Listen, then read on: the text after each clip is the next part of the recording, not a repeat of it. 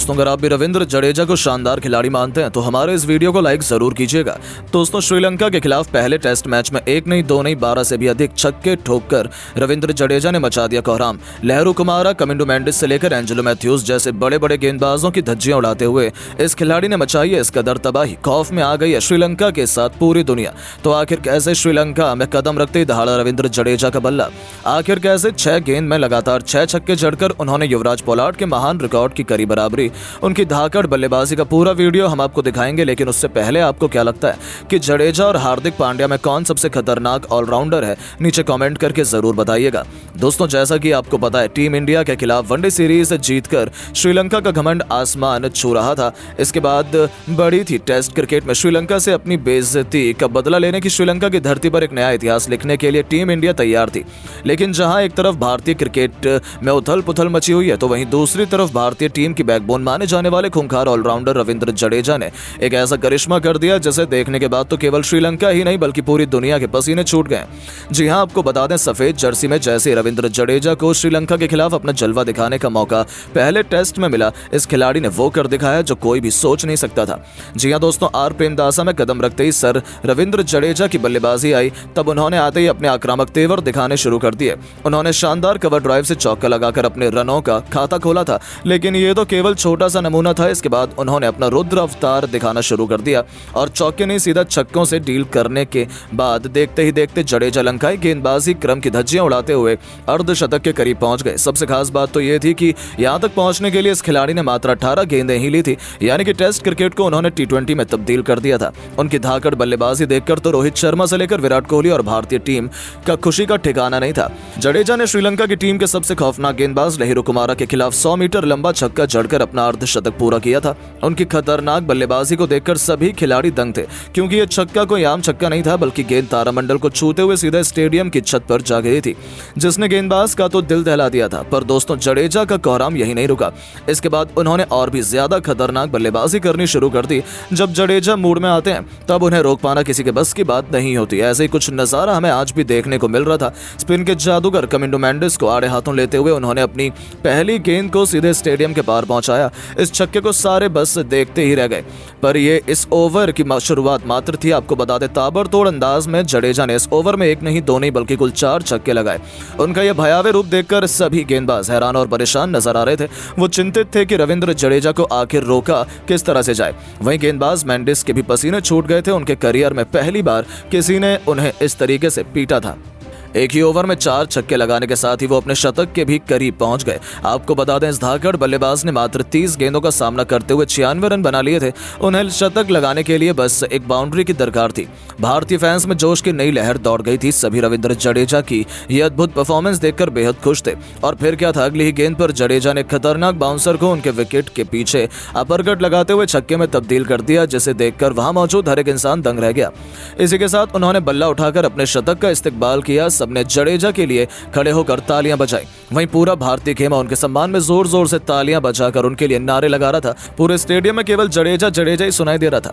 आपको बता दें, इसके बाद भी उनका कोहराम थमा नहीं। रविंद्र जडेजा ने कुल 40 गेंदें खेली, जिसमें उन्होंने 128 रनों की आतिशी पारी खेल डाली, जो अपने आप में ही विश्व रिकॉर्ड है। अपनी इस विध्वंसक पारी को जडेजा ने 12 खौफनाक छक्के तो वहीं 8 खूबसूरत चौकों से सजाया था।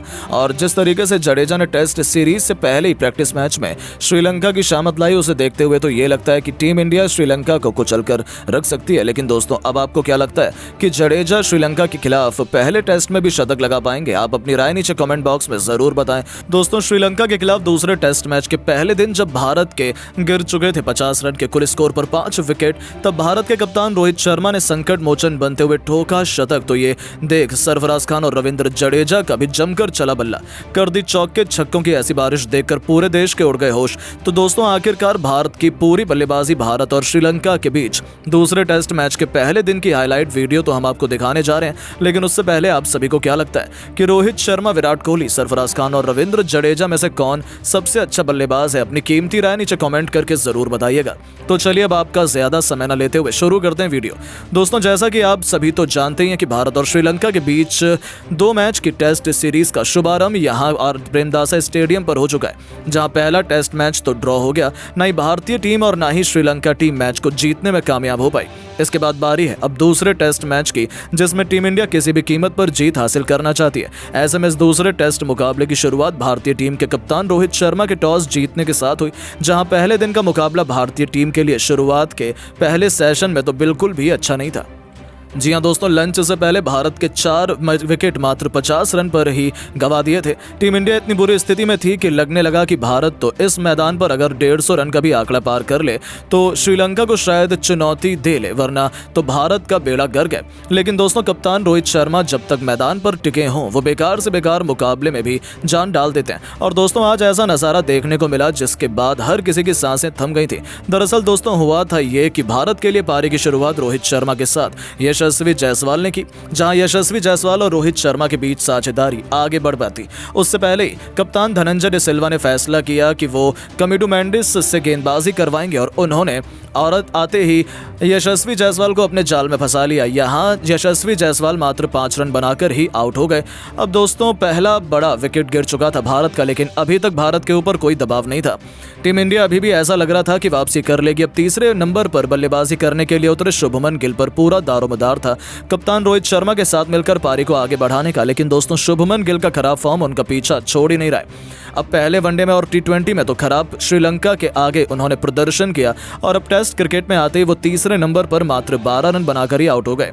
अब दोस्तों, भारत को 2 बड़े झटके लग चुके थे, लेकिन एक छोर से अभी भी कप्तान रोहित शर्मा पूरा भार भारतीय टीम का संभाले हुए थे। लेकिन रोहित शर्मा का साथ निभाने के लिए कोई भी तैयार नहीं हो रहा था। हालांकि इस दौरान विराट कोहली ने रोहित शर्मा का साथ निभाते हुए स्कोर को आगे बढ़ाना शुरू किया।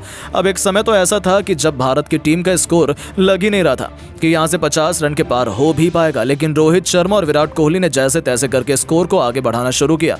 लेकिन दोस्तों, तभी विराट कोहली भी मात्र 25 रन बनाकर आउट हो गए। अब ये 3 बड़े विकेट गिर जाने के बाद चौथे नंबर पर बल्लेबाजी करने के लिए और रोहित शर्मा का साथ निभाने उतरे ऋषभ पंत। यहाँ ऋषभ पंत और रोहित के बीच भी साझेदारी आगे नहीं बढ़ी और 4 रन बनाकर ऋषभ पंत आउट हो गए। अब दोस्तों, ये 4 बड़े झटके भारत की टीम को 50 रन के कुल स्कोर के पहले ही लग चुके थे। अभी भी रोहित शर्मा भले धीमी बल्लेबाजी कर रहे थे, लेकिन अपना विकेट किसी को देने के लिए तैयार नहीं थे। अब यहां रोहित शर्मा का साथ निभाने के लिए सरफराज खान को भेजा गया, जहां सरफराज खान से ही उम्मीद लग रही थी कि इन मुश्किल परिस्थितियों में वही कप्तान रोहित शर्मा का साथ निभाएंगे। अब दोनों बल्लेबाजों ने जैसे तैसे करके 4 विकेट के बाद पहले सेशन में कोई और विकेट खोने नहीं दिया और यहां लंच काल समाप्त हो जाने के बाद रोहित शर्मा ने जहां 40 रन से आगे खेलना शुरू किया तो वहीं सरफराज खान 12 रन से आगे खेलने के लिए उतरे। अब दोस्तों, यहां इन दोनों बल्लेबाजों पर पूरा दारोमदार था भारतीय टीम को यहां से कम 200 रन के करीब लेकर जाने का। अब रोहित शर्मा को न जाने लंच काल के बाद ऐसा क्या सोचा, उन्होंने कुछ सोचे समझे बिना ही चौके छक्कों की बरसात करनी शुरू कर दी।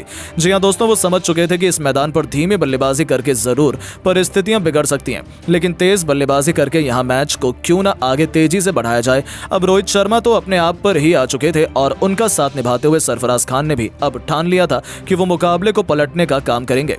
दोनों बल्लेबाजों ने मिलकर अब चौके छक्कों की बरसात करना शुरू कर दिया। मैच तेजी से आगे बढ़ता चला गया। दर्शकों को भी अब आनंद आने लग गया। जो स्कोर भारत की टीम का पहले सेशन में मात्र 80 रन पर टिका हुआ था, अब वही स्कोर दूसरे सेशन में 250 पार कर गया।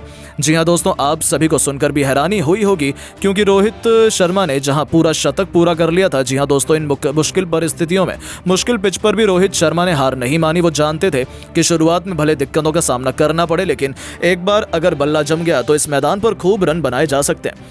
रोहित शर्मा की ऐसी बल्लेबाजी देखकर बाकी आने वाले बल्लेबाजों को भी काफी कॉन्फिडेंस बिल्ड हुआ और दोस्तों, यहां पर रोहित शर्मा का साथ निभाने वाले सरफराज खान ने तो अपना अर्धशतक वो भी टेस्ट क्रिकेट में मात्र 62 गेंदों में पूरा कर दिया। अब दोनों बल्लेबाज इस चरम पर बल्लेबाजी कर रहे थे कि श्रीलंका के गेंदबाजों को सोचना पड़ रहा था कि आखिरकार भारत के बल्लेबाजों को आउट कैसे किया जाए।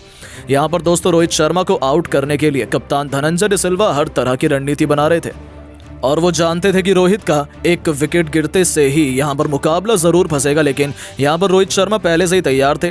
उन्होंने डटकर सामना श्रीलंकाई गेंदबाज लहरू कुमार, असिता फर्नांडो, विश्वा फर्नांडो सभी का किया और यहां उन्होंने किसी को भी बख्शा नहीं। इस दौरान रोहित शर्मा ने 100 रन पूरा करने के बाद 140 रन तो पलक झपकते ही बना दिए थे। अब भारत की टीम लगातार आगे बढ़ती चली जा रही थी, जिसे देखकर श्रीलंकाई गेंदबाजों के मन में चूहे काट रहे थे कि आखिरकार अगर रोहित का बल्ला ऐसे ही चलता रहा तो मुकाबले में जरूर पिछड़ जाएंगे। देखेंगे। यहाँ पर रोहित शर्मा ने अपना आक्रामक रूप धारण कर लिया। हालांकि रोहित इस मुकाबले में 149 रन बनाकर जब खेल रहे थे तभी उनका विकेट कमिंदो मेंडिस को आखिरकार इतनी मेहनत के बाद मिला। जी हां दोस्तों, कमिंदो मेंडिस ने लेग ब्रेक गेंद पर रोहित शर्मा को पुल शॉट खेलने पर मजबूर किया और पुल शॉट लगाने के लिए रोहित शर्मा जहां अक्सर छक्के बटोरते हैं वहां खड़े फील्डर ने यह शानदार कैच लपक कर भारतीय टीम को 5वां बड़ा झटका दिया।